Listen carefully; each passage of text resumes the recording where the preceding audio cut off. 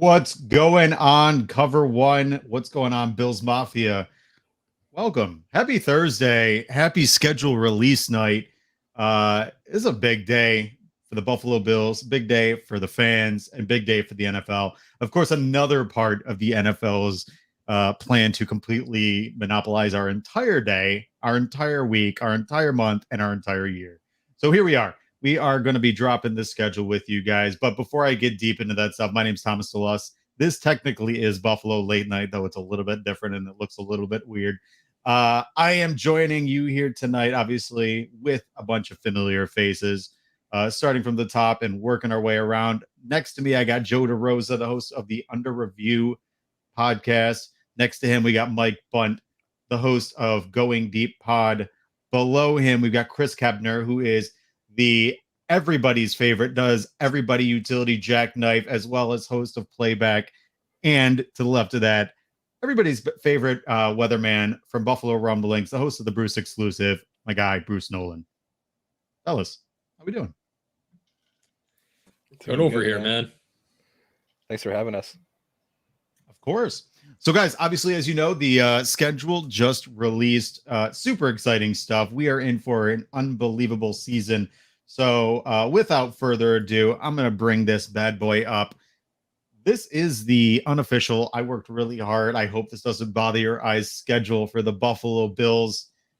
And man, do we have a lot to talk about, but let's quickly run down these matchups. Week 1, we have got the Buffalo Bills at the New York Jets, as most of you know, 8:15 Monday Night Football. Week 2, we have the Raiders coming into town at 1 p.m. right at Highmark Stadium. Week 3, Buffalo Bills at the Washington Commanders at 1 p.m. And then back in Buffalo, Miami Dolphins, 1 p.m. at Buffalo. Then we get into some meaty stuff. Guys, let's talk about this. I want you guys to kind of give your thoughts. Bruce, since you are obviously the guy that's has a little bit more leeway in terms of like my freedom to what you say. How do you feel about the schedule at first glance? What are you thinking? What does this look like to you? There are two things that stick out immediately to me. The first one, of course, is the late bye. There is a correlation between teams who have playoff success and teams who get their bye week later in the year. Historically, that has not been the case for the Buffalo Bills. And so that was the most important thing for me. Because listen, we knew the opponents. We knew it was going to be Bills versus the Aaron Rodgers Jets twice. We knew it was going to be Bills versus the Dolphins twice. We knew it was going to be Bills versus Patriots twice. We knew all the opponents. It's mix and matching the times, and all that stuff matters a lot more to people who go to games and are willing to have their faces be seen.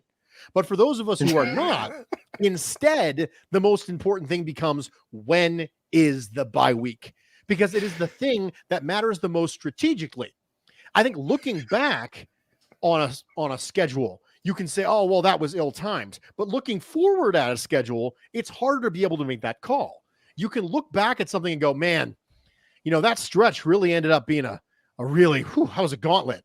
But at the time when it's released, you go, well, it might be a gauntlet, because we always think we know what these teams are going to look like. We always think the Jets are going to be better, and the Dolphins are going to be better, and man, the Bengals are going to be great. And, hey, maybe the Giants are going to come around. The Jaguars, we have optimism about the Jaguars. Hey, Eric Bieniemy in Washington. We always project out what we think these teams are going to be, but the truth of the matter is, most of the time they're not. They're very, very different than what we interpret them to be.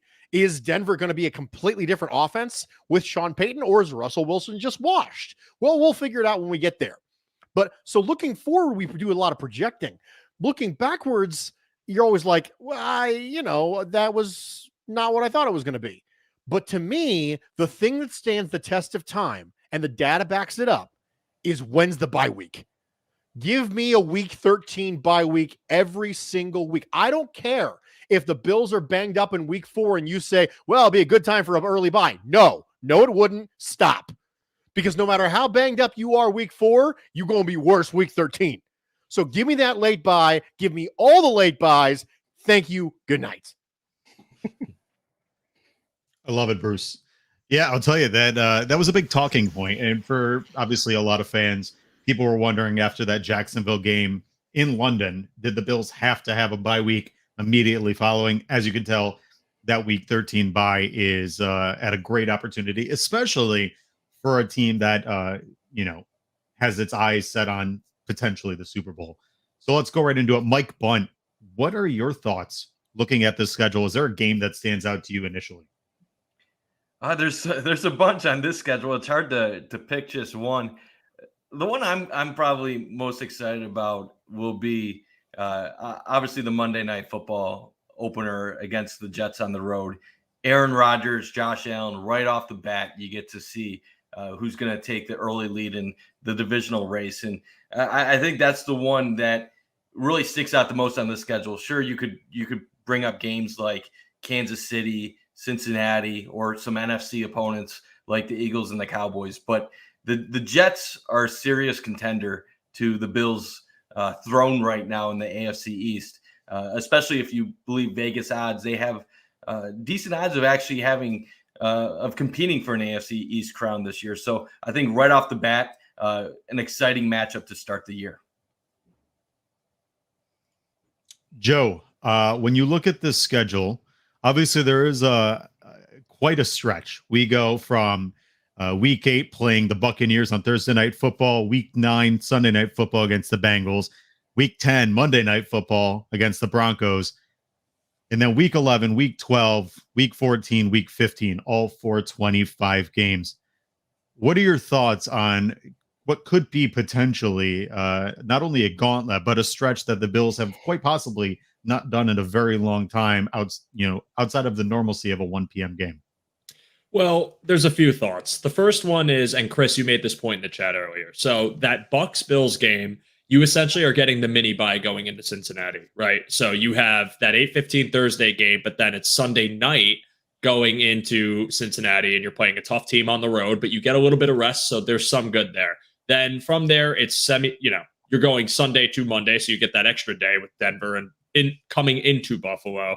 And then you go back to semi-regular schedule programming with the Jets and then the Eagles. So listen, they're a good team. The Bills finished first in their division last year. So I think every single person, not only in this panel, but in this fan base, was fully prepared to see this team have a tough schedule, no matter how you spin it.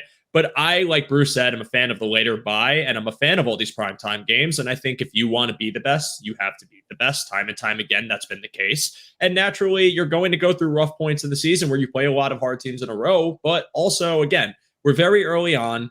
We have a whole offseason to see how these teams develop. We have an early part of the schedule that right now you could deem soft, that could be difficult, and a late part that you could deem difficult that could be fairly easy. So I'll reserve judgment for the difficulty of the schedule for later on. But what I will say is I'm very excited for the prime time that they have in Buffalo specifically. To see 3 night primetime games in Buffalo it warms my heart. It's really, really exciting to see that. Chris, what do you think about the fact that the Bills are going to be facing the Jets in 2 primetime slots? I mean, that first game, it's an interesting matchup. It's exciting to be playing on Monday Night Football to open up the season. The Bills have won 7 out of the last 10 of these matchups. They've won 8 out of 12 in the McDermott era. They haven't allowed the Jets to score more than 20 points. They did it once in the last 5 years. It's a team that the Bills should be able to handle, but at the same time, the Jets can be scrappy. They can give them some trouble, even when the Bills are projected on paper to be the better team. Aaron Rodgers is the big question mark, right? Who are we going to see on the field at quarterback for the Jets? He's going to be wearing a jersey that says Rodgers and has a number 8 on it, but who is he as a football player in 2023 at MetLife Stadium? We'll find out, and I'm excited because, either way, it's good, because if he sucks, then it's good for the Bills, and if he's playing really well, it'll be a great game For sure. Now, here's one thing I want to talk about, guys. Obviously, in many years, you always talk about those West Coast trips. They have one West Coast trip this year, and it's on a Saturday, and then they have an extra days of rest to come back all the way to Buffalo. how do you think and you guys can jump in and however you want, how do you guys think this schedule fares in terms of the benefit going to the Bills? Because in my eyes, it does look like the Bills actually made out pretty darn well in terms of the scheduling and how they treated them this year. I know people will find a reason to complain because that's what people do, but I don't think objectively you can look at this and think there's some sort of agenda against the Bills. I don't think you can look at this and say, hey, they got bad roll of the dice. If you think it's a luck thing, bad roll of the dice, or if you think it's a conspiracy thing, well, it's because the NFL hates the Bills. I don't think there's a way. When you look at the primetime games, you look at the fact that the Bills get to play Aaron Rodgers early, and Aaron Rodgers, mind you, is known as being someone who's not immune to week one stinkers. We have seen this. I mean, the very famous Aaron Rodgers relax quote, right? That was because at the time Packers came out so sloppy early. And then, of course, every single year it's Aaron Rodgers has a week one that's, and then they kind of hit their stride later on. The Bills get to play Aaron Rodgers in a new offense with a new team. Week one, they get a late bye. I don't think you can really look at this scenario and think, well, the Bills are really kind of screwed here. You know, the Bills, they got the raw end of the deal. They got the short end of the stick. Whatever lovely metaphor you'd like to use, it's just not available for you here. And so for me, it's kind of nice because I know that anybody who will to bring that up in the future, I'm like, okay, well, you know, you're clearly just a conspiracy theorist at this point because objectively you can't look at this schedule and think, well, the Bills got screwed relative to the rest of the NFL. Yeah, I'm in total agreement with you, Bruce, on that. And another thing, like you said, Tom, there's not a lot of travel involved outside of the London game. If anybody wanted to be a conspiracy theorist, I guess they could bring up the Jacksonville game with the Jags being in London back-to-back weeks, it being kind of their home away from home. I don't really buy into that much. The fact is you're going to have to play someone there who really cares who the opponent is. But a couple other observations. The primetime games, I know they technically have, I believe, 5, but it is wild the stretch from week 5 to week 16. You essentially are in the national spotlight 10 out of those 11 games. The London game is going to have attention. Sunday night football, then with the Giants. The Patriots game is ironically the one game that really is under the radar now. And then after that stretch, 3 straight primetime games, then the stretch of 4:00 games, which is just crazy to think that the Bills will be having home 4:00 games late in the season. But it makes sense when you look at the opponents. And really, it's kind of amazing just how the Bills have elevated themselves to being must-see television at this point. That's a great point, Mike. I do want to give one counterpoint to the Jacksonville matchup because that's a matchup that has been bothering me since we found out it's going to be a London game and it's a Bills home game in London. That annoyed me, right? Because the Jaguars this year, they're going to be playing they're going to be playing in London for the 10th year in a row. And this matchup against the Bills will be the first time that they're the quote away team. London is basically a home crowd for Jacksonville. Before they even released the schedule, before we knew that, how it lined up and the fact that Jacksonville was going to be there the week before, I was already annoyed because if you're going to have the Bills give up a home game to play in London, why are we playing it against Jacksonville? I mean, it's like sending the Bills to Tijuana for a home game and saying, oh, you're playing the Chargers. Like, it's just, it's annoying. I don't think it's a conspiracy. I don't think anything like that. It's the schedule's way too complicated to have biases like that come into play. But, that's a matchup where the Bills have lost 2 out of the last 3 games against the Jaguars in the McDermott era. The losses, they have a combined 9 points. It's been a weird matchup. The last time they played, you have all that chirping about Josh Allen, the pass rusher, being the better Josh Allen because he had a great game. He had 8 solo tackles, a sack, an interception, a fumble recovery. I mean, he was all over the field. And I mean, you can bet that our Josh Allen isn't going to forget all that chirping. That'll be an interesting matchup for sure. I just wish that it was a game that was being played in the States and we were playing someone else in London. I agree with that, Chris. And I mean, you look at the schedule right here. That's a stretch of 3 home games. That one of those home games is actually an international travel game. And you're talking about compromising playing in Buffalo and now having to come back from London on, the weird timing and go into a sun. Granted, it's a night game following, but I'm just not a fan of the international game in general. I think it's great for the league. I understand why they do it, so I don't want to pretend like I'm oblivious to that. But it's just not great for the team. I don't like the extended travel. I don't like the wonky hours. I don't like the fact that you're not with your home facility. It just is such a shoehorn thing for these teams and the fans, and it's something where it's inconvenient for really everybody. And I mean, I get why they're doing it, but you're compromising a home game for it. And now instead of a stretch where you could have what's probably going to be 3 tough teams in the event, because Miami was a playoff team, Jacksonville deep playoff team, Giants deep playoff team, 3 weeks in a row, to have the opportunity for those to actually be 3 home games. And now one of them is a London game, and you have to come back from that and play a primetime game against what's going to be a pretty high stakes game when you consider it's the Giants, your state rival, and the fact that it's stable coming back to Buffalo. I'm not a huge fan of that either. So that's one qualm. I definitely agree with you, Chris, on the schedule, but outside of that, it's very, very balanced. You look at just the kind of split of home and away, especially going later on into the season, and it's a back and forth. You go to Kansas City, but you're home for Dallas. You go to LA to play that Peacock game, but you're home against New England. And then you do go to Miami for the final game of the year, but this isn't going to be week 3 sweltering heat. You're dying in the sun against Miami. This is going to be cooler climate, and Josh Allen's track record playing in Miami is pretty good. So he's got to visit his timeshare down there. Yeah, the giant hibachi grill that is their stadium. But it's to me a pretty balanced schedule. I'm ultimately pleased with it, but that Jaguars game is one that will always irk me. London games will just always irk me. Yeah, I'll tell you, the schedule definitely worked out for the Bills in terms of benefit.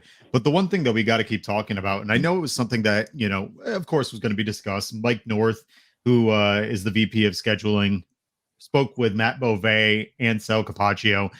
And there was mention, of the trinity of the Bengals, the Bills, and the Chiefs. And how the Bills were going to be a team that a lot of teams wanted, or a lot of networks wanted to get their hands on. This schedule is very, very it's very obvious how important the Bills are to these networks and these executives and wanting to get their hands on what they call inventory. I mean, the Bills have, and guys, one thing I do want to make, anybody who's watching this, 425 is a primetime game. It is a single slot game.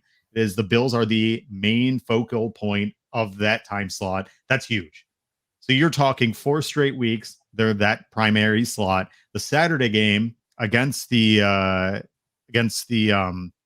Chargers, again, another one, primary slot, and that doesn't even include Monday Night Football against the Broncos, Sunday Night Football against the Bengals, Thursday Night Football against the Buccaneers, Sunday Night Football against the Giants, Sunday morning, another prime time against the Jaguars, and then you're talking they start off the season against the Jets on Monday Night Football. This team is a team that people want to watch. Josh Allen is the primo asset, man. Outside of guys like Burrow and Mahomes, people want to see Josh Allen. So, take this as something that's exciting. I know it's tough. It's not 1 o'clock, right? We got so accustomed to those 1 o'clock starts, and they're convenient, right? Once they lose, you had the rest of your day to sulk and do what you want. Now they're in primetime slots, so you know that you're going to have to wait all day to finally watch them win. But man, I'll tell you, it's an exciting time to be a Bills fan. Guys, let's go around. Is there a specific game that sticks out to you that you are most excited about, a matchup specific, maybe something that has a really nice storyline that you are intrigued about?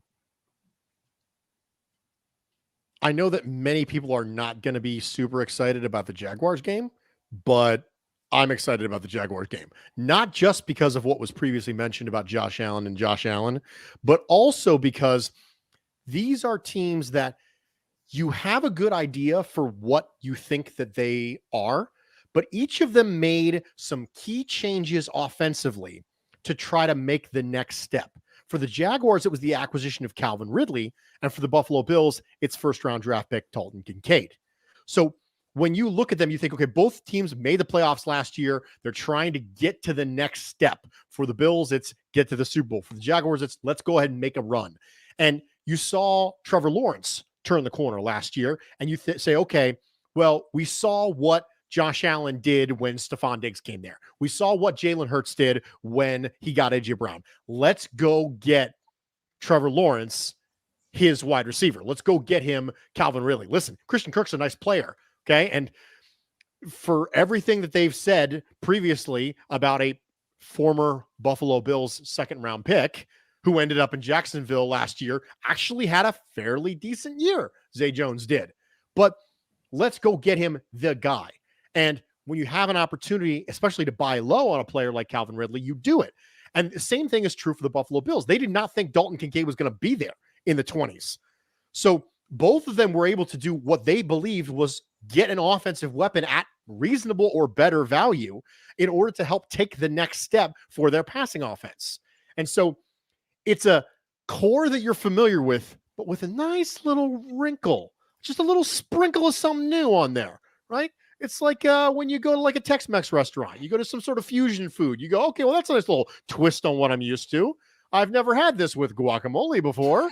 It's the same thing, right? Basically, what I'm saying is Calvin Ridley is guacamole, right? And Dalton Kincaid is guacamole. Let's be honest, we're all guacamole when it boils down to it. And so that's the thing I'm interested in, mostly because I think that part of the discussion doesn't get enough credit, that little tweak. Because we talk about these overhauls, right? We talk about these massive overhauls, a quarterback change, head coaching change, defensive coordinator change, but it's the little things, those little tweaks that can sometimes make the most significant difference. And this time we're seeing two of them on the field together. FYI, my new fantasy football team is going to be named Calvin Ridley is Guacamole. Going for it. Guys, hop right in. How is there a specific matchup, man, that you guys are intrigued about? Because I'll tell you right now, for me, I'm circling that Bengals game. I think that Sunday Night Football Bengals game where you're getting right back into it. I mean, we saw last year 7 minutes of apparently the Bengals being the best team in the entire league and debilitating us. And then what happened in the postseason, that's a matchup that I think the Bills should be looking at, right? They're going to, do the PR stunt and say, well, we're worried about week 1. We're worried about week 2. We'll worry, they'll sit there and they'll worry about each matchup. For me, I think the Bengals, man, if you talk about this matchup, it's a clash of the Titans. This is two teams that I think now you'll see a secondary, because this is something that they didn't have to deal with, right? They didn't have Micah Hyde and Jordan Poyer back there when they played them the first time or the second time. And then on top of it, you're going to have a full season of Tre'Davious White. You're going to have a full season of Kyer Elam, a full season of Christian Benford, Taylor Rapp, and that defensive line. I think you're talking about a matchup that what looked like last year potentially, was a Bills team that wasn't particularly matched up well against a very, very potent offensive attack for the Bengals. I mean, I think you guys would probably agree, the best wide receiver core talent in the league. I think it's something that the Bills are going to be in a very good position. And on top of it, all eyes are on Sunday Night Football. Yeah, that Cincinnati game is probably the game to circle. I know I said Jets early from a standpoint of getting it off to a strong start, the Rodgers-Allen matchup. That's obviously intriguing. But to see where the Bills really sit and how they rack up compared to the rest of the AFC, I think it's definitely Cincinnati. Because you look at it, last year when the Bills added Vaughn, that was a move to try to get past Kansas City. You look at some of the moves that they made this past offseason, and I think a lot of that was to attack the Bengals. Whether we like it or not, the Bengals walloped them in those 5 quarters of football that they played last year.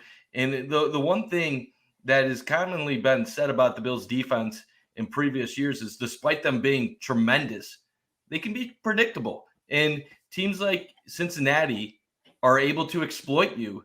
And if you have no answers to that, they'll just continue to do their thing. And the Bills were not able to get a pass rush. And even in coverage, they had no answers for the big three on Cincinnati. So I'm excited to see if some of the offseason moves, if some of the changes I anticipate happening to this Bills defense can slow down a Joe Burrow, who is, in my opinion, right up there, right behind, or maybe even with Allen and Mahomes. And if I had to pick one other game that's really intriguing to me, not maybe because of what's on the field, but more so storylines, it's Week 6, the Giants at Buffalo, Sunday Night Football. I can't wait to see Brian Daboll back on the sidelines as a head coach going up against Sean McDermott.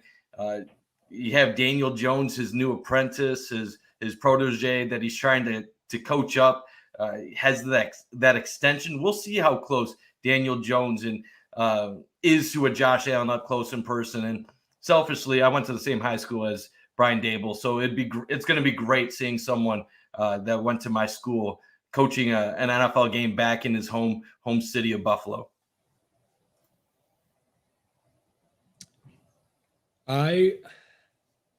This is tough. I have a lot of interest in the schedule. I first and foremost, Mike, I love the Giants matchup too. That's definitely the one that I always circle and think about all the time. It's probably my personal favorite, mainly because I come from a family of Giants fans. I am the only Bills fan in my family. Everyone else is Giants, including my father. And I think back to 2015, my very first Bills game.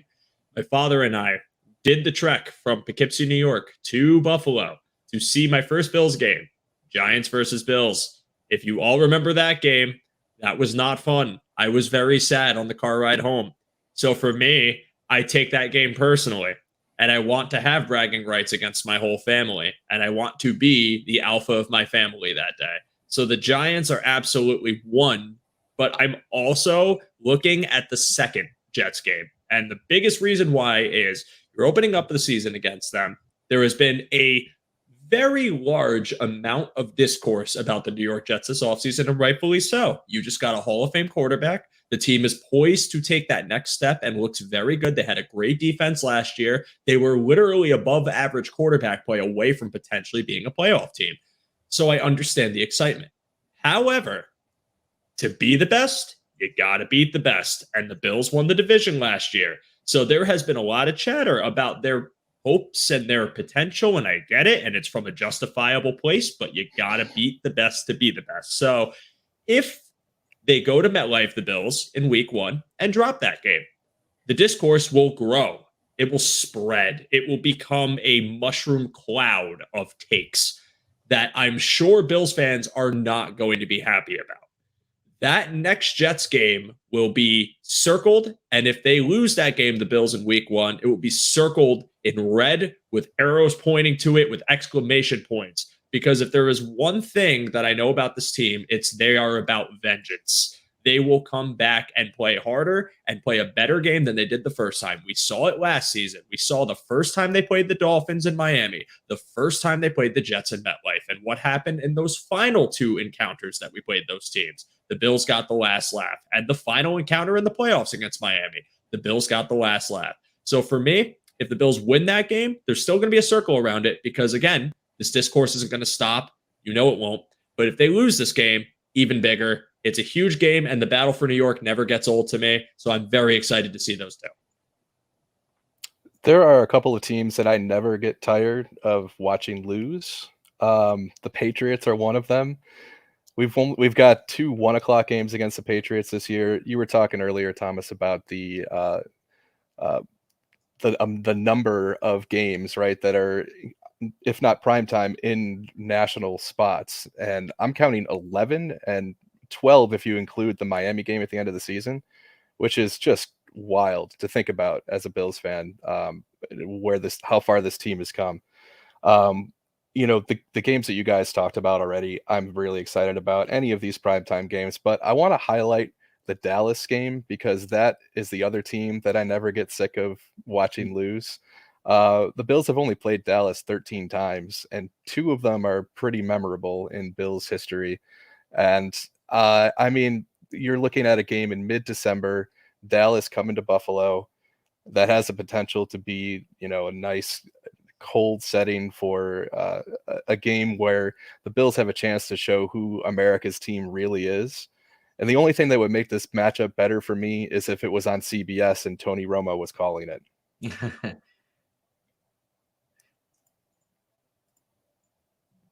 I mean, he got to see Dallas lose on Thanksgiving a couple of years ago, so it's not the first time we've gotten to show Romo who the team is. But yeah, that's a game I'm excited for too, for sure. I'm gonna miss the no Thanksgiving matchup this year. I will miss that.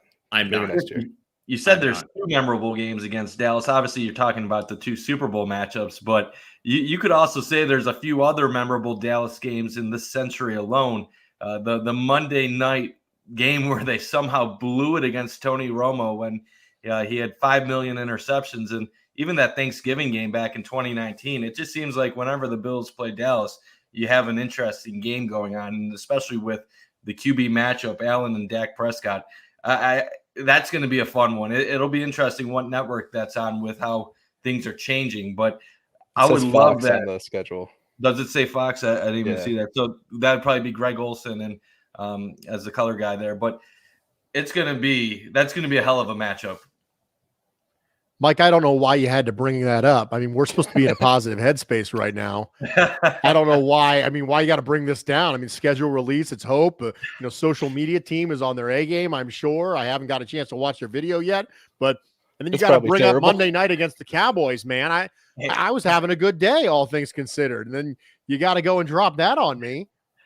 I'm a former sports anchor / news reporter. I bring the cynic out, and I can't help myself sometimes. Okay, that definitely looks a lot clearer than the other one. That's a lot better. This is a work in progress, by the way. And if you're listening on Spotify, then this makes absolutely no sense whatsoever. And I have changed the schedule 3 separate times. So here we are. Amazing audio content. Yeah, unbelievable audio content. Yeah, it's really, like really narrating exciting someone sleeping. Well, he's still there.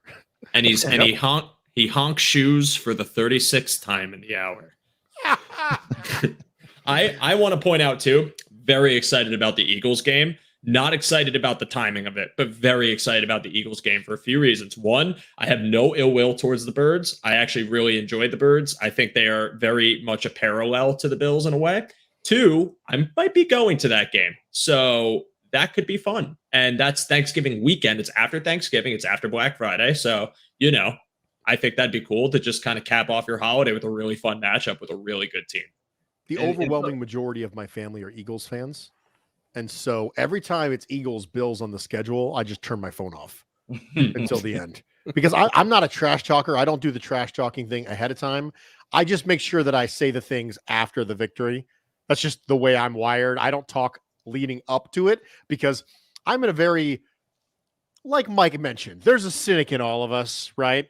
And so I don't want to avoid the possibility of getting crazily dunked on. So what I do is I want to be the dunker, not the donkey. So I don't talk any crap at all before the game. I just absorb all of it. A couple years ago, the Broncos were having a nice chirping in my ear about Brandon Allen being the best Allen quarterback in the game. Do you remember this week, ladies and gentlemen? This was fun. 2019, right? And I just screenshotted I spent an unreasonable amount of time screenshotting that week. And then after it was all over, didn't say a thing during the game. And then after it was all over, just went ham. And that's the way it's going to be in the family group chat the week of the Eagles game. Yep. I'm excited they have a bye week after that game. And one other observation, I know we talked about the games that we love. It's almost harder to talk about the games you don't like because there's really not many games out there that aren't quality matchups. But to do a breakdown, if we're talking primetime 8:00 night games, there's 6 games that are going to be at night. There's only 5 games that are 1:00. You add in the 4:00 games, there's 4 of those. You have a 9:30 in London, and then the Miami yet to be determined. This is one of the most unique Bills schedules we've ever seen. Obviously, last year was crazy, having the Thursday night season opener, Thanksgiving, and then an additional Thursday night, playing on Thursday 3 times. But you think about it, they're playing on Thursday, they're playing Saturday, twice on Sunday Night Football, twice on Monday Night Football. If they would have gotten the Black Friday game, they would have been playing basically almost every day of the week outside of Tuesday and Wednesday. But obviously the 1 o'clock Sunday crowd is not going to love this. But as we said, you would rather be on this side because it means you're winning at a high level and everybody wants to see you. With great You power wanna comes save great some money on responsibility. the Sunday ticket package. You can do it this week because all the games are in prime time anyway. So, Yes. I was waiting for the schedule to come out to decide if I was going to get that. well, there you go. Chris is one of us. What is the efficiency level of me getting YouTube TV and or the Sunday ticket when the Bills games overwhelmingly are going to be in prime time anyway? You really It's only so need nice. it. Yeah, you really only need it for the first month of the season. As I was saying in the pre-chat, from the Jaguars game forward, there is only 2 1 o'clock games scheduled after what's the date? October 8th. So from October 8th to the From end October, of the yeah. season, 2 1 o'clock games. Damn. I'm going to be watching a lot of Red Zone and a lot of other people's games at 1 o'clock and 4 o'clock, and I'm not going to hate it. Not going to lie. I'm with you. This is probably going to be the second time we've played Washington, and I can't be able to watch it because I'm going to be at a wedding. But last time I didn't watch, we won that game pretty handedly. That might just be what we need. If they really cared about you, they wouldn't have their wedding in the fall. So that's it's my sister's wedding. She clearly doesn't care about you. I'm sorry to be the guy who has to tell you this, Joe, but your sister clearly doesn't love you. The evidence is all. I've seen all I need to see. She clearly doesn't love you, Joe. There are plenty of months that don't have football. Bruce, I'm going to text her right after the show is over and just say you don't love me with no context. No explanation needed. No context. I'm just She'll going to know. She'll know, Joe. She knows what she did. Watch her just say, I'm what sorry. time is the wedding at, Joe? Well, the wedding is Saturday, but there's a whole thing going on Sunday as well. There's like a big thing they're doing. So she could have avoided this and chose not to? Even worse. Worse. It's messed up, man. It's messed up. How dare she? The Washington matchup is cool. I mean, I went to the last one. That was a fun one. That was the Allen and Knox prom photo game. But I mean, the Bills and Washington have played 9 times since Super Bowl 26, and Buffalo's won 8 of those games. Yeah.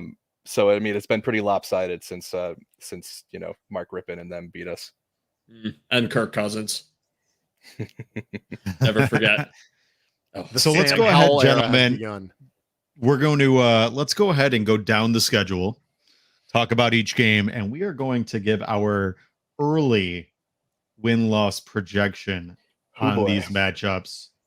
Before we even have a 53-man roster, we're going to go ahead and take a look and try to give our best guess as to what we think. So week 1, if you have any talking points, how you feel about the game, if there's anything that sticks out about the matchup, Bills at Jets, MetLife Stadium, which today somebody said the stadium affectionately looks like a radiator, which is awesome.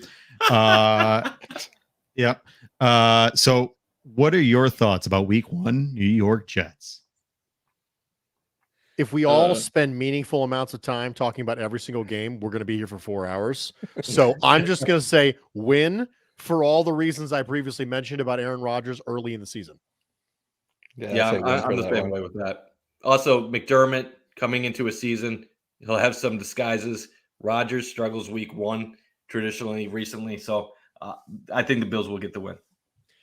I think this is going to play into the Bills' hand a bit. And the reason is, for one, you have Rodgers going to a new team, new receivers and new old receivers, because Cobb and Lazard are going to be there. And he does have Hackett again. However, what I worry about is for them, building the rapport with some of the new receiving options in the receiver room, as well as kind of reestablishing that playbook with Hackett. I feel like the offense for them might be a bit vanilla as they go into this game. And also, the Bills are kind of giving you a bit of a new look defense potentially. With McDermott at the helm as opposed to Frazier, you don't get to see the same exact tendencies that this team had last year. It could be a brand new, I don't want to say brand new, because I'm not trying to say that they're not going to do the nickel this year, that it's going to be something completely different. However, there's going to be new looks and a more aggressive-minded defense that I think, first off, if the Jets don't have the running game going for them, and if they don't have their tackles healthy, and if their O-line isn't holding up, it's going to create major issues for them that game. And second, I mean, again, you guys have all said it numerous times, week one Rodgers maybe not able to figure out the defense, especially one that he doesn't really have much film on if it's something a little bit different. So I think in that regard, and also the beautiful fact that you get to play in that dump week one and leave, is the fact that this team the Jets might not be as privy to what the Bills are going to bring at them defensively as we might be, because we've had a season's worth of footage on what Saleh usually runs with mostly the same personnel. So score prediction, 45-0 Buffalo, easy dub. Okay. And we're going to pivot on this, by the way, because we're going to now call this Bruce Picks the Bills because I think it's hilarious. So what we're going to do is we're just going to keep going through this, and briefly, again, we'll do a little talking point and then ask Bruce what he thinks. Obviously, we have week 2 against the Las Vegas Raiders, run by the helm of the most handsomest Jimmy Garoppolo. Man, I'll tell you, I think personally, I've always been a Jimmy Garoppolo fan. I think this could be a step up. I've never really been a big fan of Derek Carr. I think Garoppolo might actually add a little bit to that team. What are your guys' thoughts? And Bruce, tell me what you're feeling. I'm going to pick a W here, and I'll tell you why. Outside of Max Crosby and Chandler Jones, quick, without looking it up, somebody tell me 2 other people on the Raiders defense. Anybody? Nandi Asamoah. Yeah, exactly. From 2007. Malcolm Kuntz. I only know that because I'm a UB guy. I'm sorry. Okay. Well, the third string right defensive end. Yes, you got that. That's the reason why it's W. After all of the investments that they made last offseason to try to take this team to the next level, they are significantly lacking in the ability to be able to play defense and stop Josh Allen and the Buffalo Bills offense. So even if Jimmy Garoppolo is a better version of himself, even if Devontae Adams continues on his ways, even if you get a better stretch of play from Hunter Renfrow, even if you're better the second year in Josh McDaniels' offense, your defense is woefully lacking bodies to be able to compete. I'm taking Bills W here. Yeah, and the last time these two teams played, I mean, the Bills held Josh Jacobs to 3.2 yards per carry. Darren Waller was the best player for the Raiders. He had 9 catches for 88 yards. He's gone. Obviously, they've drafted Michael Mayer. He's going to be playing in his second pro game. They have newer weapons, but I don't think that they've got enough to match the Bills. So I'm going to take a W for Buffalo in that one. I won't go too deep into the Raiders game, but I'll just tell you this quickly. When you look at the first 8 games of the year for the Bills, there's a lot of W's and a lot of games that the Bills should win. Of course, they might drop a few. That's what happens in the NFL, but you're not going to see me picking an L before the season in a home opener against the Raiders. Yeah. Home opener against the Raiders. Bills offense going to exploit the very barren Raiders defense. Jimmy G, Jimmy F, Jimmy D don't matter to me. Bills 45-0 easy dub. I see where we're going here. I love it. We move into week 3 against the Sam Howell-led Washington Commanders.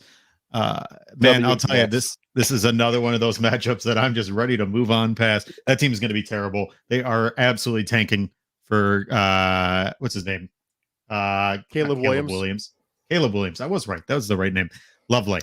Week 4. Please let Caleb Williams go to the NFC, for God's sake. Yeah, I think the AFC is running out of space for any sort of young prospective quarterback at this point. I mean, who week 4 we've would got be Miami Dolphins. The AFC? Like who do you think is going to be in the running for that first overall pick? I think the Titans have a shot. Okay. I think the Titans have a shot for sure. Whisper what softly. About the Patriots? I was just about to say bad enough. Just about to say, but I think the Patriots are going to be better than people think. But I don't think like playoff better. Just like Belichick is too good of a coach, and he's fighting too hard for an all-time wins record for the Patriots to win 3 games. And I think he knows that tanking is not the way to rebuild an organization. I said it. Tanking is not the way to continually being 9-7 or 7-9. Oh wait, no, it's not that. We have 17 games now. Okay. Needless to say, we have a week 4 matchup against the Miami Dolphins. here in Buffalo. That's wild. What do you guys think? Are you ready for this one? Yeah, nice September day. I'll take an L here. I'll take an L here because you have to. You can't take every tiebreaker in favor of your team. And if the Miami Dolphins are going to get the upper hand on the Buffalo Bills, I think it's going to come earlier because it happened earlier last year. And also, the Miami Dolphins have some weapons that they're trying to kind of mix and match a little bit and kind of ease into it. But if Dalvin Cook ends up getting cut from the Vikings, which I think he will, and if he ends up signing with the Dolphins, which I think he will, and you have four running backs who have really good running ability, really good speed, and injury questions. If you really want to make a distinct and concerted effort to run the ball better, and you want to get healthy speed, you're going to have to succeed in that earlier in the season versus later. I think the Dolphins are a team that's probably going to be better week 4 than they are week 18.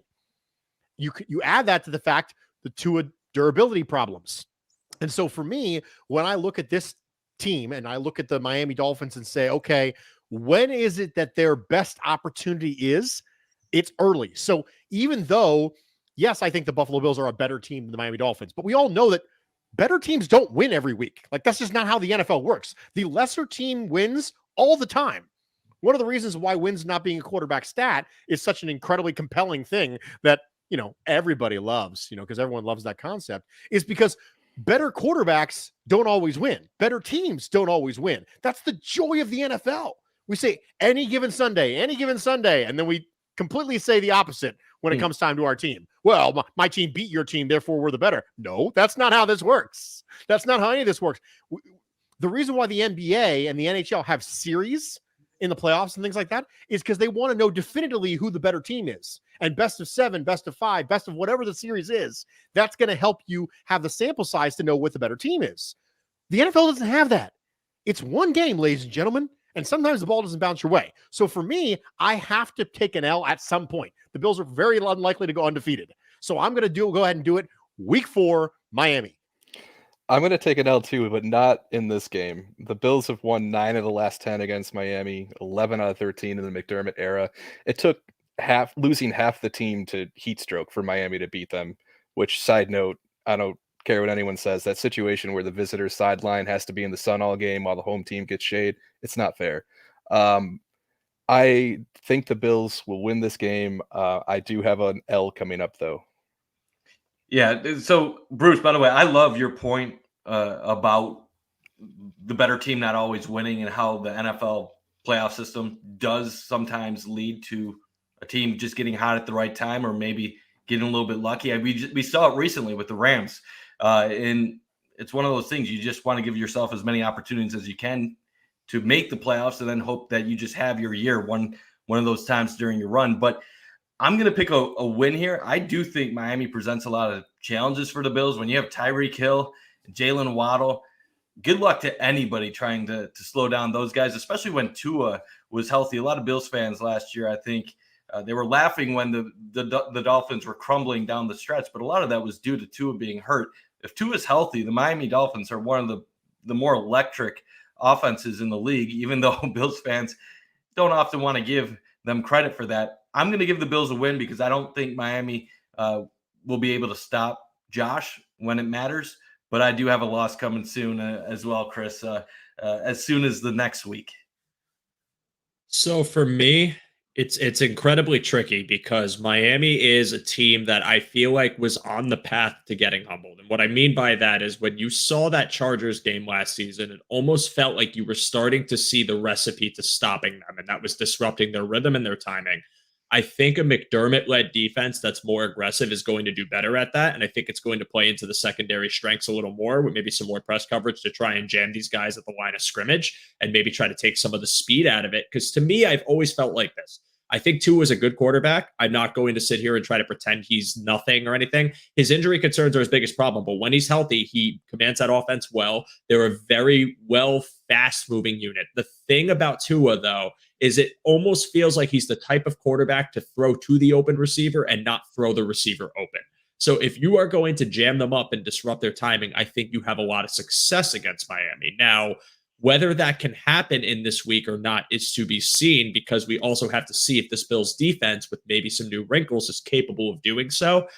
But I understand you can't win every game, and it would not surprise me if they were to drop this to them. But what I've noticed about the Bills over the past couple of years, after Josh has stepped forward, after this identity of the offense, is they generally tend to hit that kind of rough patch of the season by like week 7. Usually week 6, 7, 8 is when you started seeing it. Because if you look at 2020, 2021, and last season, usually in that range where I think each time it was after either Kansas City, Tennessee, or Green Bay is when they kind of start having those little woes and they need to overcome it. So I think this is an early enough stretch of the year for the Bills where they could win this game. And naturally, they're going to win it 45-0 easy. Yeah, I truly think that this is going to be a good game for the Bills. Last year, you saw Kyer Elam matched up incredibly well against Tyreek Hill, a guy that not too many people can. And he was step for step with him. I think the Bills have gotten better defensively. I think the Bills, in totality, have a better defensive line than they did last year. And the big question, quite frankly, is going to come down to Tua's health. We don't even know if Tua will be healthy by week 4. And I'm not, I don't mean to be trivial or joke at somebody's medical expense, because that's not what this is. But we just don't really know what his health is going to look like, and one solid hit to him could take him out for an elongated period of time, potentially for the rest of his career. So I'm going to say this is a win, starting the Bills off at 4-0, which is an unbelievable stretch, but an entirely likely scenario. Moving on to the Jacksonville game, we'll just go real quick. A couple of these. Jacksonville guys, what do you think? I'll take a second L here. W. I'll go loss. W. Okay. So moving on, we have Brian Dable, Joe Shane, Danny Dimes, and the New York Giants coming to town for Sunday Night Football. It's a big matchup against, I wouldn't say necessarily a big team. What are your thoughts in this window? I am not a Danny Dimes believer. I'm just not. I think that Dable got the best you can possibly get out of Daniel Jones, but Daniel Jones' average distance of target last year was incredibly low. I mean, he was really, really, really. You see, you use the word handcuffed if you think that there's something to freedom that is good. Otherwise, you use the word training wheels. And so for me, it looks like Daniel Jones' training wheels. And is the introduction of Jalen Hyatt into that offense by itself enough to say you're taking the training wheels off? I mean, look at the wide receivers for the New York Giants. Do they scare anybody? They have their entire wide receiver core is just a bunch of people who get hurt all the time. And so for me, and Isaiah Hodgins. And so for me, when I look at the Giants, I think, gosh, I sure hope you don't lose this team. It's not that they're a bad team. They're not a bad team, but they are the Buffalo Bills from 2019. You shouldn't lose to a previous version of yourself. And so I'm taking a W here. Yeah. So, sorry, Chris.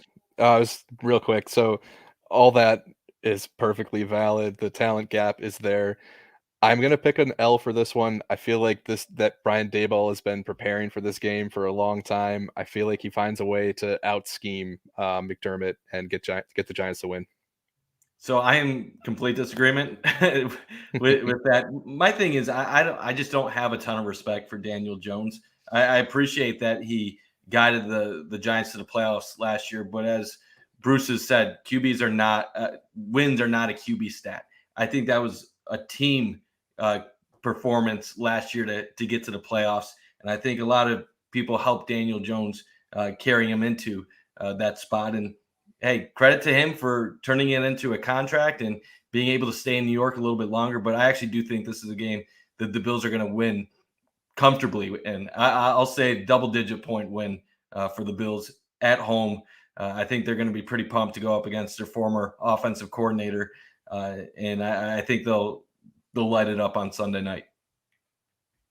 I think this game plays for the Bills well, and it's not just for the fact that, like Bruce acknowledged, the receiving core is a question mark. I don't think totally bad, but not world beating. I think it's going to come down to if Barkley gets going or not. And I think you can recall back to that 2019 game where they had that good opening drive and then it seemed pretty quiet from that point on. They didn't really have anything going. There wasn't really a great tandem of receivers. Saquon Barkley was the main target. When they shut him down, there wasn't anything you could do. Now, this time around, Daniel Jones is athletic enough to run, but in my opinion, where this really is tough for the Giants is the fact that this is at least early on or in the middle of that brutal road stretch they have to deal with, where they're playing in Miami the week before us and coming to Buffalo for a primetime game. So while Dable is going to be juiced up, and I think it's going to be a meaningful game for him, I think this is a Bills win. And I'm not doing this just for commitment to the bid at this point. I genuinely think this is a game the Bills should win, but we'll see. 45-0. Let's call it 52. Easy dub.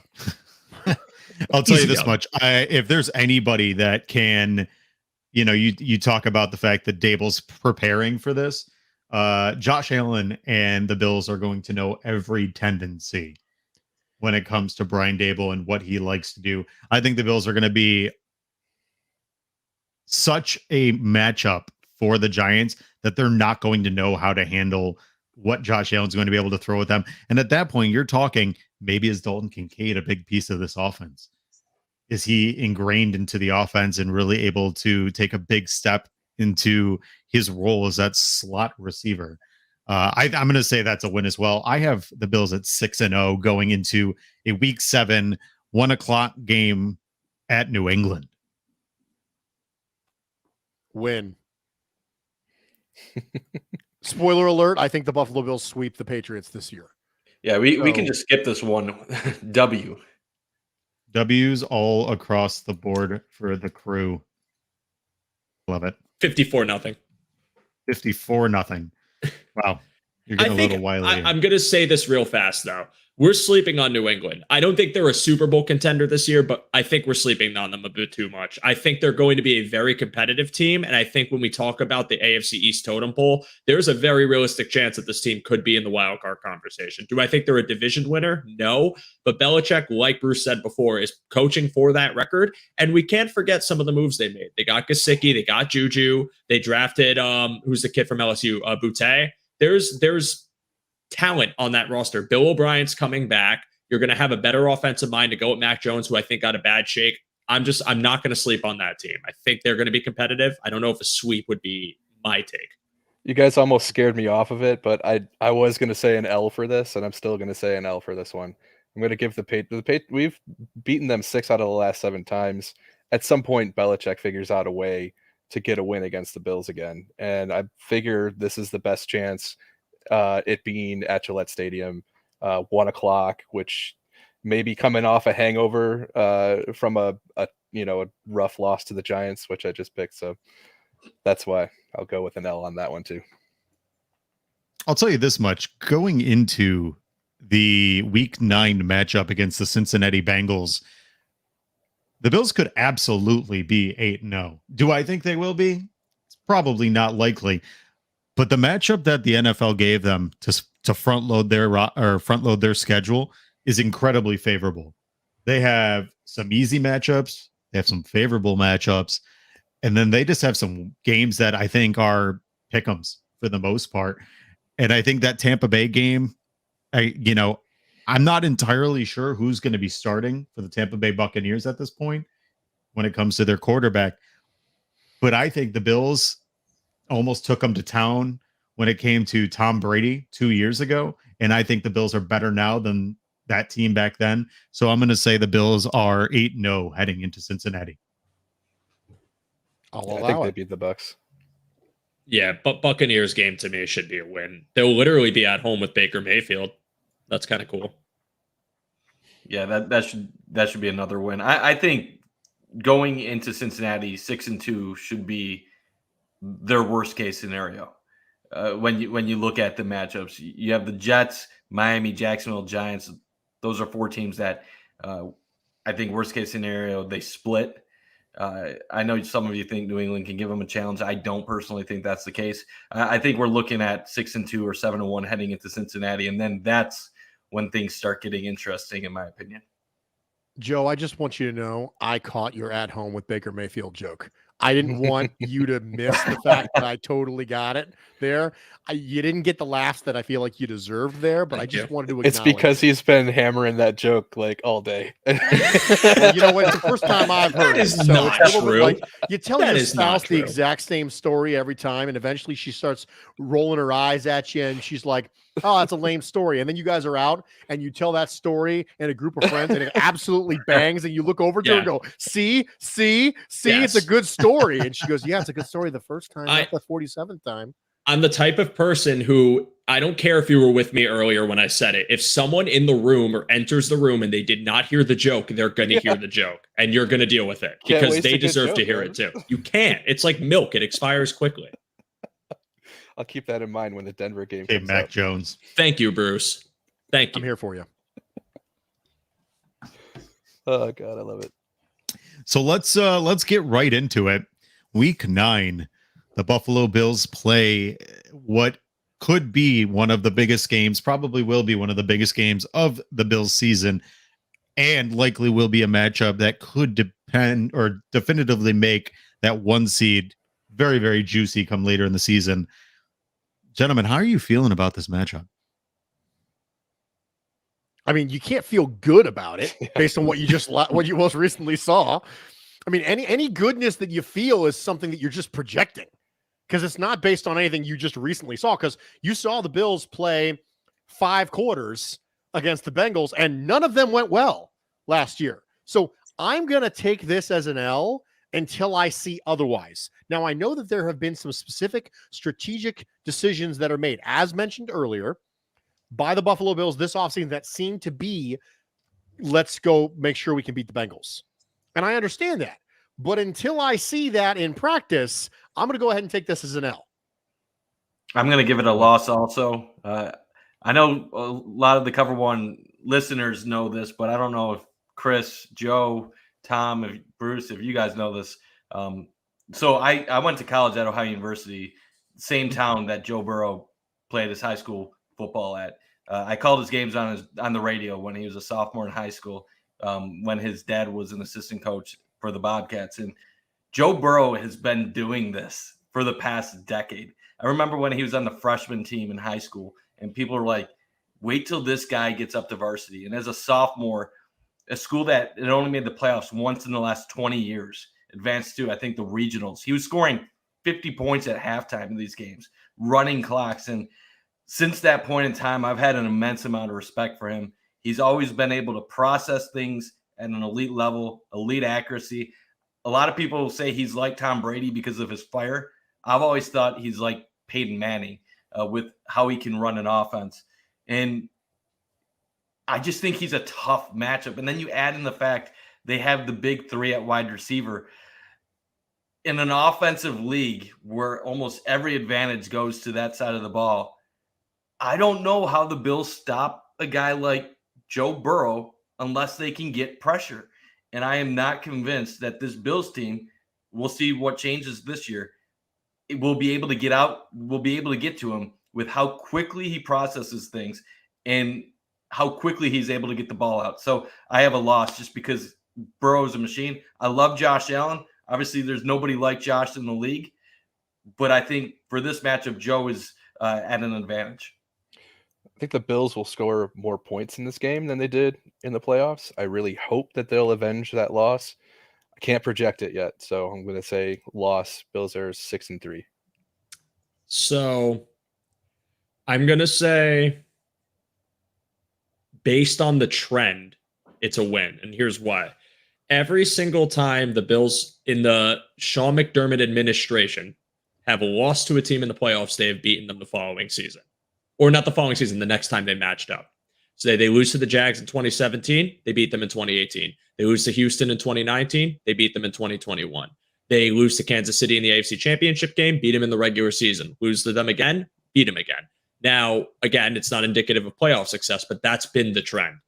This is a game where I feel like it's circled. From the very start of the season, it's on the bulletin board. It's what they've been thinking about for meaning beyond football, but also in a way to avenge kind of the situation that happened on home, and also to kind of inspire some confidence, because the last time they went to Cincinnati, it was obviously a tragic event. So for me personally, it's a tough matchup, but I do think Cincinnati's lost some key pieces defensively. They're obviously not offensively going to be as good as ever. They always will be. But I think this time, again, talked about pressure, Mike. If this is going to be in a more attack-minded defense, then I think that's what they're going to throw at them. I think that just based on the trend, I'll call it a win. I also haven't called a loss yet, I know, but whatever. It's okay. I'm okay with it. Obviously, we are moving into Denver, which is a week 10, 8-15 big matchup against, Mr. Unlimited and his new coach, Sean Payton. Guys, what do you think about this game? Until I see some sort of evidence that Russell Wilson is not washed, then I'm going to go ahead and take this as a W for the Buffalo Bills. I do think that Wilson will be better this year because, quite frankly, it's hard to be a lot worse than he was last year. I think that having Sean Payton steer the ship and be the guy in Denver, I think changes the culture of that team. I think one of the problems last year is that because of the presence of Nathaniel Hackett and the trade for Russell Wilson became the dominant voice in that building. And I don't think he's supposed to be the dominant voice in that building. I think it's bad for your culture if your quarterback is the dominant voice. I think he should be a meaningful voice in the building. But all the reports out of Denver is that Russell Wilson was the dominant voice in that building. That's not going to be the case with Sean Payton. Sean Payton made that very clear when he came in and was talked about. They asked him about Russell Wilson's team and his staff and his coach. He said, yeah, that's not going to happen here, right? Like there's a new sheriff in town. And so I do think that Russell Wilson will be better. But how much better does he have to be able to go blow for blow with Josh Allen? I think markedly better at this point. And so for me, while I acknowledge that I think Russell Wilson's due for a bounce back, and I think the Broncos as a whole are due for a bounce back because their defense should still be good, then I'm still going to take this as a W for the Bills. The defense should still be good. They'll have Javonte Williams back, which is a big boost for them. It's interesting. I mean, it's such an unknown, right? With Russ, and speaking of jokes that were spontaneous earlier, but I'll bring it here now. If he can cook anything, man, if he can make a damn ceviche, like they'll be competitive at least in the wild card race. But I don't think it's a win for them. I'll take the Bills in this one. Yeah, as tempted as I was to say let Russ cook, I don't think he's going to be cooking in Buffalo on Monday Night Football. So I'll give Buffalo another win. It's so hard for me to say because, again, it's going to really depend on how Russ performs this year. But if Russ is trending downward, then I think it's a Bills win. But if Peyton gets that team going and they end up becoming like beyond just a dark horse, but an actual competitor for the AFC West, then I could see the Bills dropping this one. But I think if Russ is trending downward, then it's a Bills win. I definitely think it's indicative of where they place this game as to how they feel about Denver. I think this is either they think that maybe Denver at that point could be competitive, or at that point Denver's completely out of it and it's just a stomping match for the Bills anyway at home on Monday Night Football. I think that's the Bills win again, and I have them sitting going into a Week 11 425 matchup against the New York Jets at 9-1. And I'll tell you about, the Jets coming into Buffalo, 425 should be a really, really comfortable day of about 40 degrees just before Thanksgiving. I think this is a game that should be a lot of fun for Bills fans.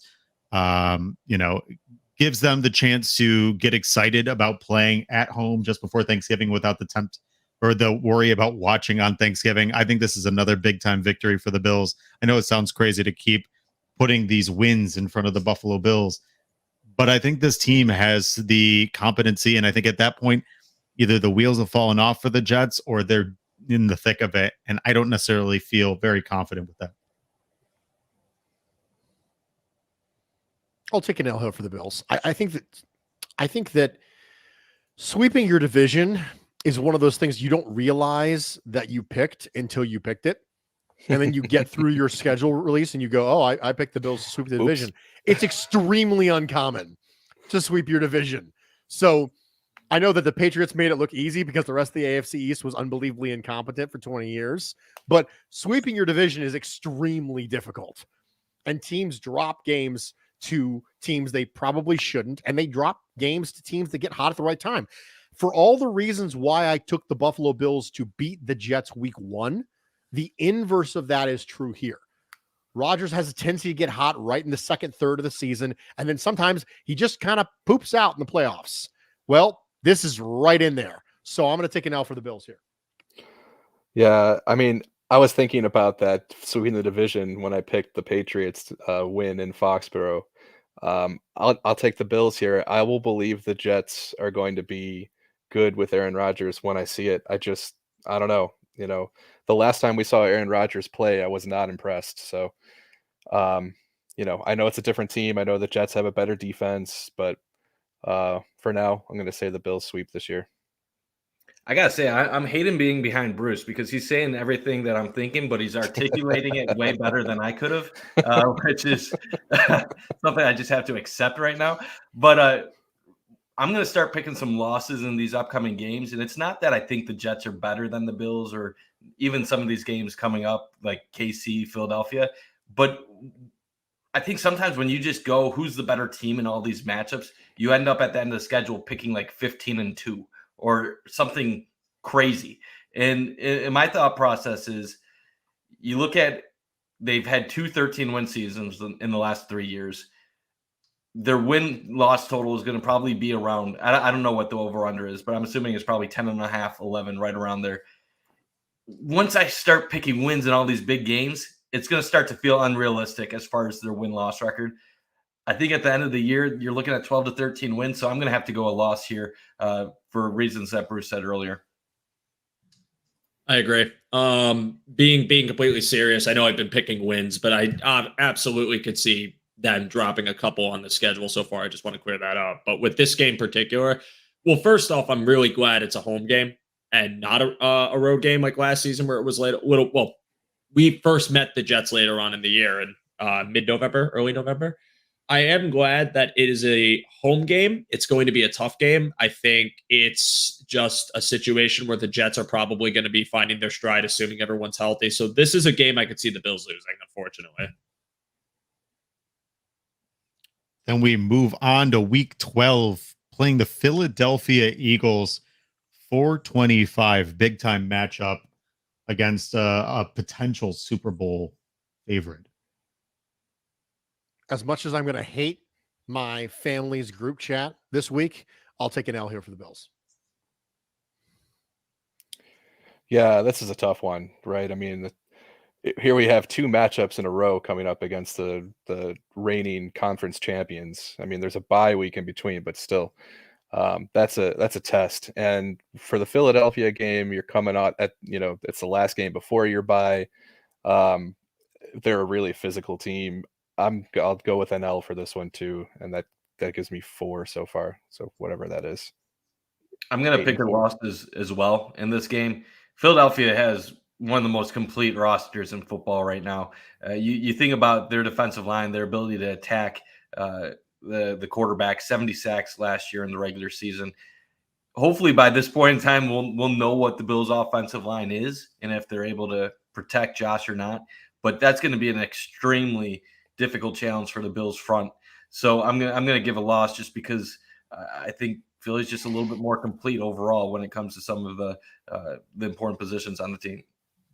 Yeah, agreed with all those points. I think their defensive line is too good. I do think there were some losses in the secondary, but it's a really, really tough team and a really built team. And Jalen Hurts is emerging as one of the best quarterbacks in the league. You obviously have A.J. Brown, Devontae Smith, Dallas Goedert. That trio alone is insanely difficult to defend. A stout O-line, stout defensive line.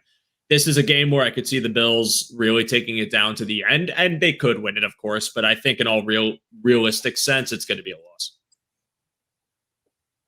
Yeah, I have another loss for them as well. Obviously, week 13, Bruce, of course, very eloquently went on a very nice diatribe about how week 13 is a perfect spot for a bye. And of course, we know as this Bills team, is probably going to be neck deep in this playoff race at that point.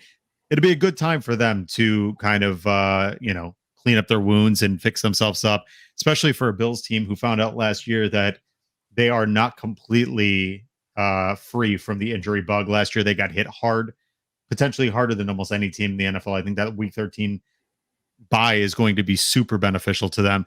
Then we move into what a lot of people would say is probably the biggest game of the season against the Kansas City Chiefs in Arrowhead, 425. Gentlemen, what say you? Win. That's Yeah. what I say. I say win. Bring it on. Coming off a bye, and I think that the Bills could have beaten the Chiefs last year, to be honest. I think that I think that the Bills are right there with the Chiefs and the Bengals. I think that the Bengals are a better matchup against the Buffalo Bills for the Bengals than the Chiefs are. I think that the ability to control with the intermediate parts of the field in the passing game are going to change the dynamic of this game. I think that the ability of having Dalton Kincaid in a little bit more of his element later on in the season, I think being able to have him adjust and be able to have the control of the intermediate parts of the field that the Buffalo Bills have not had to rely on YOLO as much, because YOLO Josh, we don't love YOLO Josh. And so at the back half of last year, you started to see the average distance of target just trickle up and up and up and up and up. And before too long, it's feast or famine. You go, I think I've seen this somewhere before. Like this is Josh Allen circa 2019. I don't want that. And 2020 was arguably the best year of Josh Allen's career. And his average distance of target was a full yard less than it was in 2022. I think a controlled Josh Allen is a better Josh Allen. Dalton Kincaid helps get you a more controlled Josh Allen. And the probability of you having that is better later in the season than it is earlier in the season. I also think it's a key to keeping the offense on schedule. And I think it's a key to being the Kansas City Chiefs. So for me, if it was Kansas City week 3, I'd feel differently. But I think coming off a bye with an opportunity to game plan late in the season, I'm taking a W. Yeah, exactly. Short and sweet. They're coming off a bye. It's a huge game. They're going to be ready for it. They'll win. I love the timing of this game because the last couple of years with the Bills getting the early season victory over Kansas City, both times it felt like, okay, the Bills have what it takes to be the 1 seed. Kansas City is going to be chasing the Bills. And then the rest of the season, there was always that little drop off in the midseason part where the Bills would lose a couple games you didn't think they would lose. And then next thing you know, at the end of the year, the Bills are chasing Kansas City. Well, you look at the Chiefs now. The Chiefs are playing the Bills in December, and then they're playing Cincinnati on New Year's Eve. Even if the Bills are a game behind Kansas City going into December, there's a realistic scenario where you could catch up. You have your head-to-head matchup, and then you have the Cincinnati matchup. I love that the buys before this game. I truly feel this is a toss-up game that could go either way. I'm going to pick a loss, but that's more so because I'm going towards my 12-5 record that I have in my head is going to be the record for the Bills this year. But I truly think even if they do have a 12-5 record at the end of the year, it could end up being a better team than what we saw last year when they went 13-3. This is so tough. Coming out of the bye, I want to be encouraged by it just because you get time to rest, but it's so hard to predict that. And also, you don't know if this team's going to come out of the bye ready to play or rusty, and that worries me. What I think it is for me is why I'll call this a win is because I think this Chiefs team outside of Kelsey, they lost Juju Smith-Schuster. You're hoping Sky Moore takes a step forward. Obviously, Pacheco and McKinnon were very good for them. They're still going to be a tough team. There's some new pieces on that offensive line. We've seen times where the Chiefs have been in circumstances where maybe there was a change in their talent, or maybe they've just had some drop-offs in the middle of the year where they seem to be a little uncharacteristic of who they really are. I think the Bills have played an Arrowhead enough where the road game component of this doesn't faze me. So I'm going to call it a win. Yeah, I'll tell you, this matchup is one that I think is going to be highly touted for most of the year, just because you know who Patrick Mahomes is, you know who Josh Allen is. They've gone toe to toe, back and forth. Mike North actually mentioned today on One Bills Live that teams coming out of the bye are actually, generally speaking, at a disadvantage, unlike in the past, because teams that, they're playing are generally on a roll and they're already in that consistency basis. So I'm actually going to say this is a loss, and we are moving to Dallas the following week, which Dallas coming to Buffalo in the middle of December. We are going to kick the snot out of the team that I really am not super confident about Dak Prescott. Spoiler alert, I have the Bills winning out. Same. So it's Same wins here. all the way I to the Super agree. Bowl from here. Oh, baby. shit. I fully agree with that. I think the end stretch of the season's a win out. Maybe Tom, you can 50-50 KC, but the other games. Tom, you don't need to go through all the other games now. We just saved you another 20 minutes. I had them going 5-0 to start, 5-0 to finish, and then 3-4 in the heart of the schedule, which seems pretty Billsy.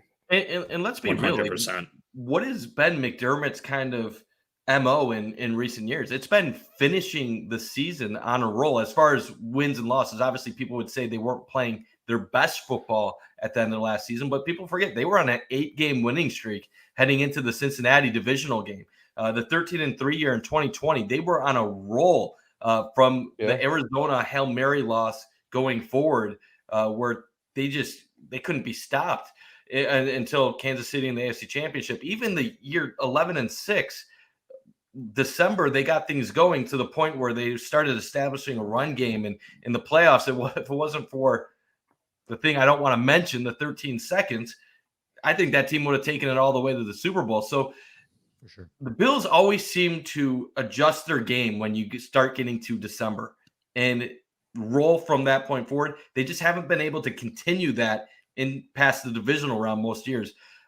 Last thing I do want to say, if the Bills do lose 4 out of 5, like I've picked from the Cincinnati game to the KC game, there will be mass panic among this entire fan base. The national media will be crapping on the Bills. So let's pray that scenario doesn't happen in late November, early December. But I do think 12-5 would be a good record for this team.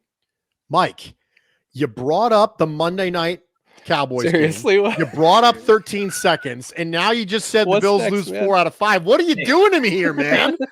Bruce, I was a young kid when all these Music City Miracles. God damn it! I was going to say, think I already played. I have had a traumatic childhood. My best sports moments are like winning MAC titles in football and basketball. So I can deal with it. I can survive. Oh man, that's great. I'll tell you, the schedule definitely is intriguing. There's a lot of fun matchups. I think the Bills, just like you said, Chris, can start the season hot and end the season hot with some lumps in the middle. But man, I'm incredibly pumped. I think that Chargers game against, Herbert's going to be a lot of fun for them to have to travel and see two guns. But let's wrap this thing up. We'll put a bow on it and call it a night. Guys, give me your one last thought on this schedule moving into the OTAs coming up. The Buffalo Bills can be 12-5, be a really good team, be the number 2 and number 3 seed, and still win a Super Bowl. Don't overthink that. Get in, be healthy when you get in, because the Buffalo Bills weren't healthy mentally or physically last time they got in. And it's far more important than the seeding. The seeding is great. Getting the number 1 seed is awesome. But be healthy, be playing your best ball, be implementing your offensive weapons, have a good handle on what you want to be on defense now with McDermott running the show instead of Leslie Frazier, be playing your best ball at the end. And it's not going to matter if you were 12-5 or 14-3. Nobody's going to care. Get it done. Yeah, I mean, if you're into this schedule stuff, which I think is pretty interesting, I just want to real quick mention that Josh and Don, who do the If the Walls Could Talk in Buffalo podcast, they did a podcast with Mark Carwin, who has been involved in this process and been inside of it and knows how it all is done, and it's really interesting. Just like a real quick tidbit from that. Physicists estimate that there are 10 to the 82nd atoms in the universe. there are over 10 to the 300th permutations for the NFL schedule each season. So that's not like, two or three or four times. That's take the number of atoms in the universe and add 218 zeros to the end of that. And that's how many different schedules you could have. It's really interesting how they get it down to one. They've got 1,500 computers that are running, that are processing overnight, 12 hours a day for 3 months, trying to get down to the one schedule at the end. So check that podcast out. We all picked the Bills to get at least 12 wins, I think. I had 13. Mike, you had 12. Joe and Bruce, I think you guys were 13. Did I have that right? 17 now. 17 and 0. Get the betting apps out because they have the over-under at 10.5 for the Bills.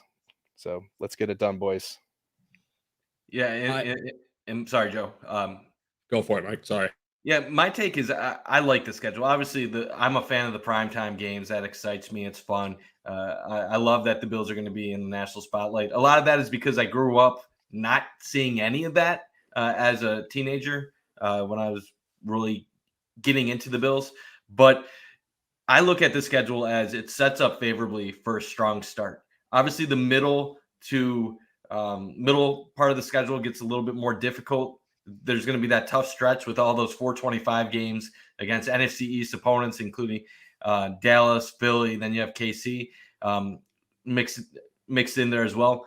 But I think it sets up for them to get past that, finish strong, and then go into the playoffs and hopefully carry a run. I'll add on to what Bruce was saying earlier. It doesn't matter if they're the 1, the 2, the 3. I think with a schedule like this, it's really hard to go into the season expecting them to get that number 1, especially after we've seen them win 13 games twice in the last 3 years and not get to that number 1 seed. But I will say this: if the Jets do, for whatever reason, challenge the Bills and win the AFC East, I don't think it's panic time for Buffalo if they have to go on the road in the playoffs. If the Bills happen to be a wild card where they're a 5 and a 6, I still think everything is still in front of them for this team. You'd like to be home, but as we saw last year, they lost against the Bengals at the Ralph. So it really, most importantly, be healthy, find a way to be playing your best football heading into January. It's going to be a tough year. You are inheriting one of, if not the most difficult schedule I think we've seen right now in the timeline of Josh Allen and the Bills being successful. I could very well see them winning 10 games. I could see them winning 13, anything in between. But what I'll say is, to reiterate all of these points, get hot at the right time, go into the playoffs healthy. It doesn't matter if you're home or away, the same way it didn't matter if you were home or away when you lost these past couple of years. Get healthy, get hot, go into the playoffs. I think this team is talented enough to win the Super Bowl this year. I think this team just needs to put it together. I think they have all the ability in the world to do so. They got to want it. I think they do. Just stay healthy. That's my one thing. And please, mid-season, this team drops a game they were supposed to win. It's not the end of the world.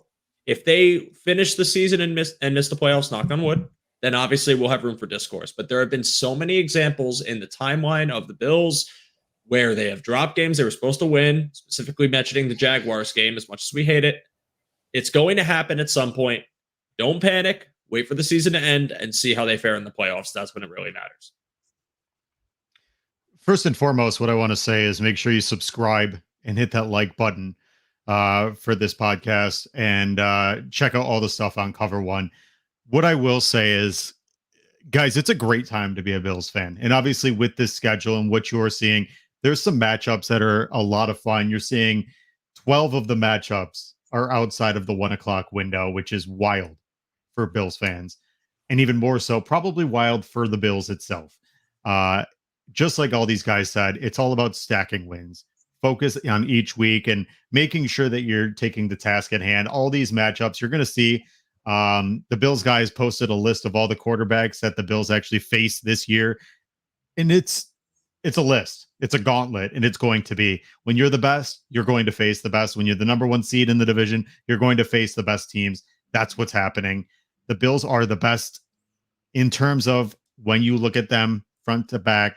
They are a fantastic roster with a top heavy, very, very talented group led by Josh Allen himself, right? I think they have incredible aspirations. I think last year was an anomaly for this team with an amalgamation of a lot of things that did happen that most times do not happen going forward. Expect greatness because they are that good, and expect that the season could be up and down. Don't think of it as a bad thing. Think of it as a learning curve. They are going to come out of this season probably better than they were last season. And I think you should have Super Bowl aspirations because I think they're that damn good. What I will say is, guys, I truly do appreciate you guys stopping in tonight and watching this show with all of us. Guys, quickly go around. We'll knock this thing out. Tell them where you can find your content, and we'll send this thing packing. If for some reason you listened to the show and was like, yeah, I need more of that guy, you can find me on social media at Bruce Exclusive. My show, The Bruce Exclusive, drops every Thursday on the Buffalo Rumblings Podcast Network. I do a show with Aaron Quinn. It's called Cover1 and Friends. We tape it on Twitter Spaces, and then we move it over to YouTube. So you can find us there. We just put one up earlier today. And then if you're into watching sports, which I imagine you are, we do a lot of stuff on our Playback channel, which is it's sort of a new platform for us, and we're in the process of growing that. So if you go to playback.tv/Cover1 and join our room, you can watch stuff like Sabres games in season, but we've got some really exciting stuff that we're getting ready to announce soon as we get the scheduling lined up. Yeah, if you want to see my opinions or tweets about the Bills, the Sabres, Ohio University basketball, which I know no one actually cares about outside of me, you can follow me at Mike_Bunt. And obviously I do the Going Deep podcast with Kevin Masseri every Tuesday at 7. So would love to see all of you in that comment section in the future. You guys can catch my show, The Bruce Exclusive. I'm just kidding. You can follow me on Twitter at @show_Derosa for sports takes, music, food, whatever. And my show Under Review is live every Saturday at 11 a.m. This weekend, I will be having the gentleman from If the Walls Could Talk join me to talk about the schedule and share some stories. So I'm very excited about that.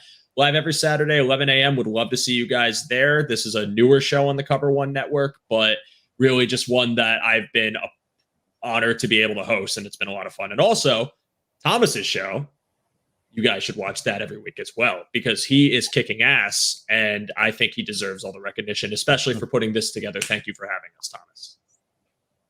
For sure. No, I'm glad to get you guys all in here tonight, and it was a great opportunity to kind of chat, break down, see what the thoughts are on the schedule. I know the season is a highly anticipated one, and I know we're all excited and really highly anticipated, hopefully getting back to the playoffs and a deep run.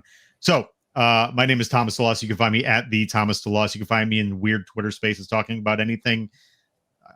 Just anything. We'll leave it at that, and let your imagination run as wild as possible. Guys, this has been a weird rendition of Buffalo Late Night. You can find it every Thursday, normally 9 p.m. On all streaming platforms, including YouTube, Spotify, iHeartRadio, and whatnot. However you pod, you can find us there. Guys, make sure you check out all Cover1's content. Sign up for One Pass. Get all that incredible content that you love and want more of. Guys, truly appreciate it. The one thought I'll leave you with is, and I say this every week, make sure you call somebody that you love. Tell them that you love them. It's grossly underrated that people truly need to spend more time with people that you love, calling them, let them know time is short, life is short. You don't realize when things are going to change. And when they do, it might be the last opportunity, or you might not have another one. So guys, tell somebody you love them, tell them that you care, and give them a call when you get a chance. Again, this has been the schedule release show for Buffalo Rumble or Buffalo Late Night. Wow, I almost stumbled on my own for words. I just got extra publicity twice during the last 5 minutes. There you go. I will take it. For Buffalo Late Night on the Cover1 Sports Network. I appreciate you guys, and we will see you next week.